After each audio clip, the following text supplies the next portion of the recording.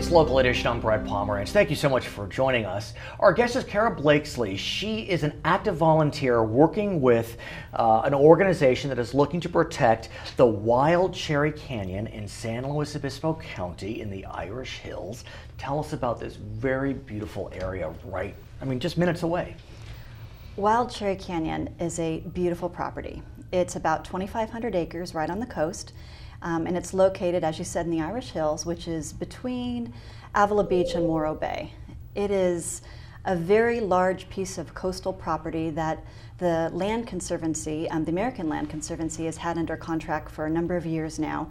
And we're hoping to wrap up the very last piece of funding for the project so we can transfer the property to state parks and add it to Montana de Oro State Park. Is it at risk of development, or we're not in that place right now? It could very well be. The owners of the property are businessmen. They have held the property for the purpose of selling it. And if we can't acquire all the funds necessary to close the deal, then they very well could put this property on the market for a developer to come and take advantage of. So how are you raising funds to protect this property? It is a very significally expensive piece. I can imagine. It's about $21 million. Okay. We have raised all but $6.9 million. So you're getting there. We're very, very close, and the very last piece is coming from a pot of funds that the state issues that can only be spent on conservation and only in the Irish Hills. How's that?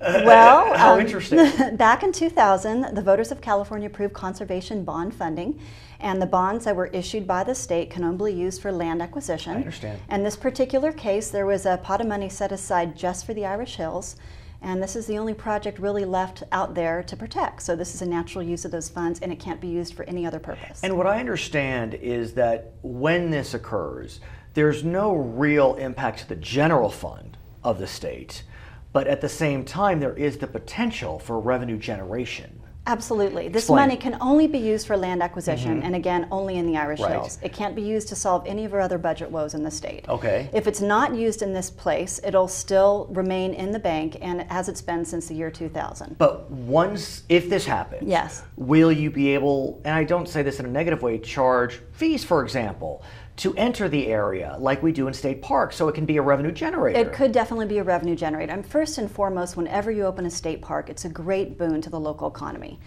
So there's no doubt that the local communities like Avila Beach would have a lot more influx of tourists, and that's great for our economy. And let me ask you about state parks, because as we know, generally speaking, not specific to Wild Cherry Canyon, there have been efforts to actually shutter some state parks because of state funding crises. Fortunately, in some ways, you're a few years off from designation, but how are you preparing for that? Well, first of all, state parks really hasn't closed a park since the early 1900s. There is a proposal now to close state parks. I don't know if that's going to actually go through. It's been attempted many times in the last couple of years. It's never actually happened. But what I would say with this project, it's actually an extension of an existing park.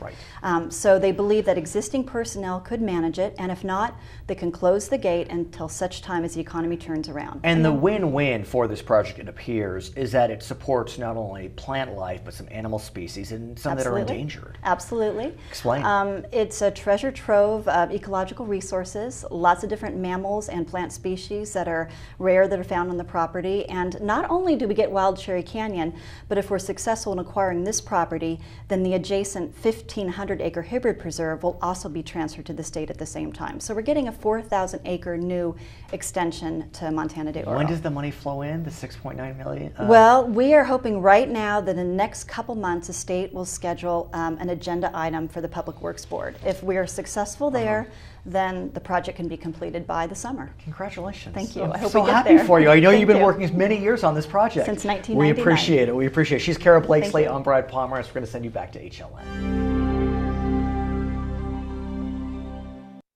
I want to reach out to you, the people of Japan, from the other side of the world.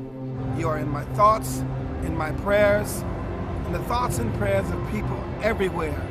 As you rebuild your lives after the tragic events of March 11th, know that we are with you. And the international community is ready to help. 오웬しています.